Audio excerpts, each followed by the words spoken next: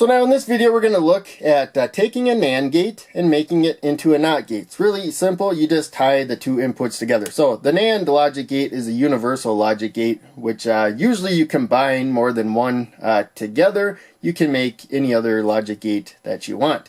The NOT gate though is the easiest. You just tie the two inputs together and you have a NOT gate. That's because the only time the output is low for a NAND gate is if both inputs are high. If there's any other state, if one or both are low, then the output is high. And so when you tie them together, you only have those two states, both low or both high.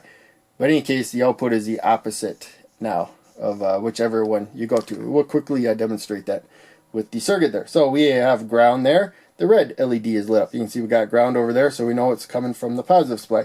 We move the jumper to the positive supply of the input. Now the blue LED is lit up. You can see it's being powered from the positive there, and so that means it's got to go to ground there.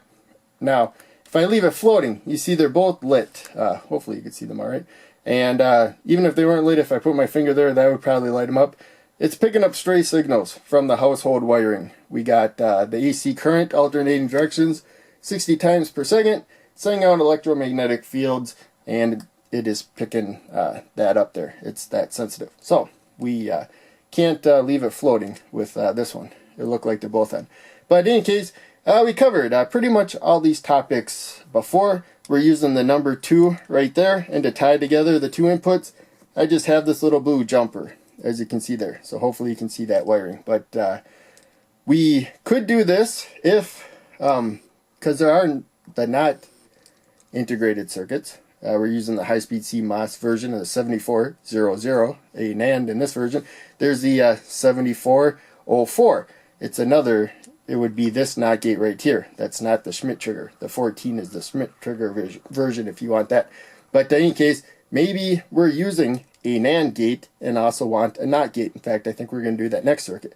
Or we're using a couple, or 3, and we just also need a NOT gate. You can just do that. Then you don't need a second integrated circuit. You can just keep using that one. So there's all kinds of reasons you might use this. But that's it for this video. Thanks for watching.